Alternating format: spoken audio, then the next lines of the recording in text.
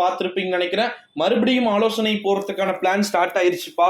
காரணம் என்னன்னா temperature over heat. But ஆனா எனக்கு ஒண்ணுமே புரியல. கவர்மெண்டே வந்து ஜூன் 6ஆம் தேதி தான் இப்ப இருக்க கண்டிஷன் வந்து திறக்க சொல்லி இருக்காங்க. ஆனா நிறைய பேர் சொல்றது என்னன்னா, ப்ரோ எங்க ஸ்கூல்ல இன்னைக்கு வந்து என்னுடைய சப்ஸ்கிரைபர் 2-3 பேருக்கு ஸ்கூல் ரீஓபன் சொல்றாங்க. சில பேருக்கு வந்து பாத்தீங்கன்னா ஃப்ரைடே வந்து ஸ்கூல் ரீஓபன் பண்றாங்க ப்ரோ அப்படின்லாம் வந்து சொல்றீங்க. சோ நீங்க போக வேண்டிய அவசியம் இல்லப்பா அந்த ஸ்கூல் ரீஓபன். உங்களுக்கு வந்து என்னைக்கு சொல்லியிருக்காங்கன்னு சொல்லுங்க. ஏன்னா இப்ப வந்து பாத்தீங்கன்னா வரலாறு காணாத அளவுக்கு மீண்டும் வந்து பாத்தீங்கன்னா வெப்பத்துடைய அலை அப்படின்றது வந்து பாத்தீங்கன்னா வீச ஆரம்பிச்சிருச்சு. அதுவும் குறிப்பா நார்த்ல இருக்கக்கூடிய டிஸ்ட்ரிக்ட்ஸ்ல, அதாவது வட மாவட்டங்கள் சென்னை, திருவள்ளூர், காஞ்சிபுரம் இங்கெல்லாம் வந்து பாத்தீங்கன்னா, அதாவது ஒரு 10-11 மாவட்டத்துக்கு வந்து பாத்தீங்கன்னா வெப்ப அலைக்கான எச்சரிக்கையை விட்டுருக்காங்க. மே 10ஆம் தேதியிலிருந்து மே 21 வரைக்குமே கொஞ்சம் ஒரு நல்ல மழை இருந்துச்சுதான். ஒரு 10 நாளா 15 நாளாவே ஒரு 1 வீக்குக்கு முன்னாடி லாஸ்ட் வீக்லாம் ஹெவி ரெயின்ஃபால் பல மாவட்டங்கள்ல பதிவானாலும் கூட இப்ப இருக்கக்கூடிய கரண்ட் சிச்சுவேஷன் ஜூன் 6ஆம் தேதி பள்ளிகள் திறப்பு அப்படின்னு சொல்லிட்டு கடந்த வெள்ளிக்கிழமை தமிழகத்துடைய பள்ளி கல்வித்துறை அறிவிக்கும் போது என்ன சொன்னாங்கன்னா, கோடை மழை தமிழகத்தில் பரவலாக வந்து பொழிந்து வருகிறது.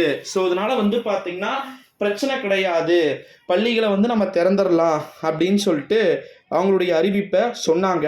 அது அப்ப இருந்த கரண்ட் சிச்சுவேஷன்ல தமிழ்நாட்டில் எந்த மாவட்டத்திலுமே 100 ஃபாரன்ஹீட்டுக்கு மேல வெப்பம் வந்து இல்லை.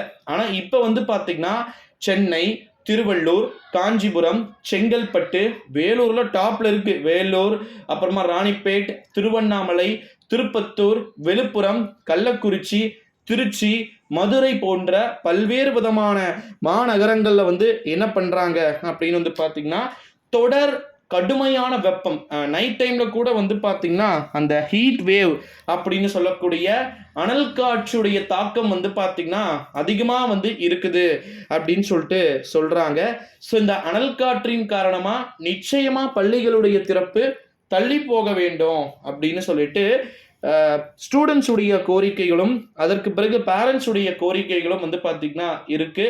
ஏன் ஸ்கூல்ஸ் ரீஓப்பனை ஒரு 5 நாள் தள்ளி வச்சா என்ன, ஒரு வாரம் தள்ளி வச்சா என்ன ஆயிட போகுது அப்படின்னு சொல்லிட்டு ஸ்டூடெண்ட்ஸ் நிறைய பேரும் டீச்சர்ஸ் நிறைய பேரும் கேள்விகளுக்கு மேல கேள்விகள் கேட்டுக்கிட்டு இருக்கக்கூடிய ஒரு வேளையிலே கண்டிப்பா அவங்களுக்கான அறிவிப்புகளுக்கு ஃபேவரபிளா தான் முடிவுகள் வரப்போகுது.